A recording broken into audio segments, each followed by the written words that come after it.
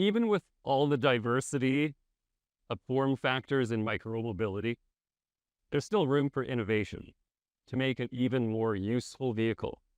Coming from a background as an urban planner with a focus on transport, when e-scooters started taking off, I saw their potential as low carbon and city-friendly mobility, but I also saw the need for a safer scooter that's easier for a wider range of people to ride, and above all, that's more versatile to serve a much wider set of trips.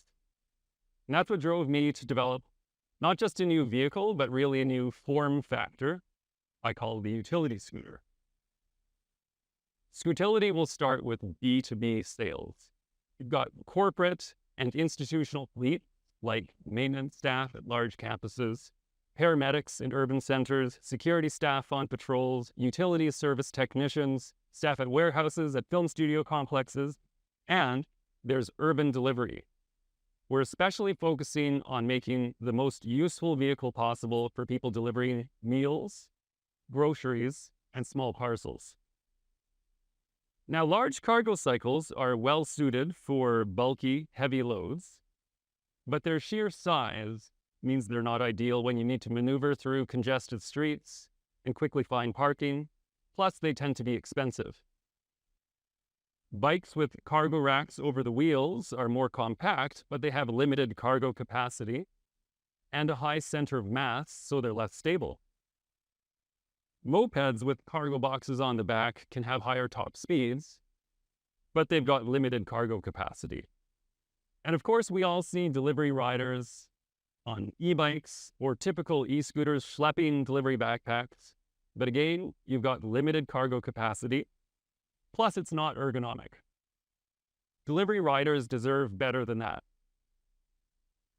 You can check out an augmented reality model of the utility scooter at this link. It's also over there. So we're optimizing the utility scooter for rapid delivery, where you need a compact vehicle that threads through congestion, that's easy to park, yet it gives you ample cargo capacity. And it's stable and easy to ride. So far, I've completed early prototyping and testing as a bootstrap solo founder. And to develop the production model, I'm happy to announce that Scootility has partnered with a micro-mobility design team from Amsterdam called Springtime Design. They've worked with companies like Tier, Lyft, Dot, Mobike, and as a strong endorsement of the potential of the utility scooter, they've already begun design work while we're bootstrapped. Now, being bootstrapped, it wasn't feasible to bring one of the prototypes down from Vancouver today, but you definitely want to see the functional and elegant design we're collaborating on. Come find me and I'll give you a show and tell.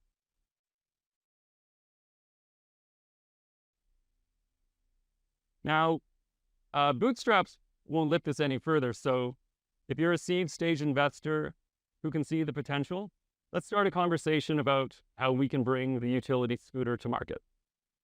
And now I'm happy to take questions.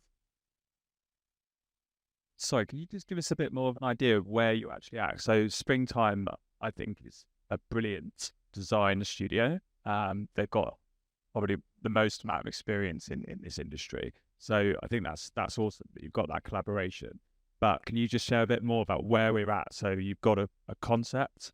Are you pitching this to investors or where are we? So far, I've built the first 2 iterations of prototypes myself as a bootstrap solo founder. And that's now basically with this partnership with Springtime Design, we've completed the initial phase of design of the production model. And next step starts today, which is fundraising, a seed raise, because so far this has been a bootstrap solo endeavor. Now I've got Springtime on the team, and we're now moving forward to the production model. I also just say, there's another few other companies that are doing this. So Phoenix I've got F10. They do shared scooter deliveries with grocery. But I have to say this is impressive in terms of the cargo capacity. Yeah, that's the idea in a very small nutshell is compact. So you're basically approximately the same overall length as a typical bike, but you've got 150 liters of capacity in the standard cargo box, and there's customizable cargo boxes to go to substantially higher cargo capacity. You had mentioned many different types of customers, but if you were going to focus, who do you think your first customer is going to be? Yeah, the first customer really is in the delivery space, so meals and groceries and small parcels, anywhere you need rapid delivery, so where you need that compact ability to maneuver through congested streets, so forth, and to quickly find parking. And then also the design include, for example, swappable cargo boxes that minimize your downtime when you're at a delivery hub, swappable batteries. There's a few other features to maximize your delivery uptime. So can you talk a little bit more about the business model? You're going to be selling these scooters? That's right. And what kind of margins do you think you're going to have? The estimate is around a 30% margin. Yeah. And the reason, though you didn't ask, but there might be a question behind in the back of your mind, why selling versus subscription, for example. And that's really to minimize risk. Because, if you look at, for example, car rental companies, a lot of the revenue really comes at the point of reselling the vehicle. And so for that to happen, you need a strong resale market. And that's, I think, something that can happen for a utility scooter, but that's just an extra layer of development that needs to happen. So to minimize that risk, going with outright sales. Excellent. Round of applause. Appreciate you presenting.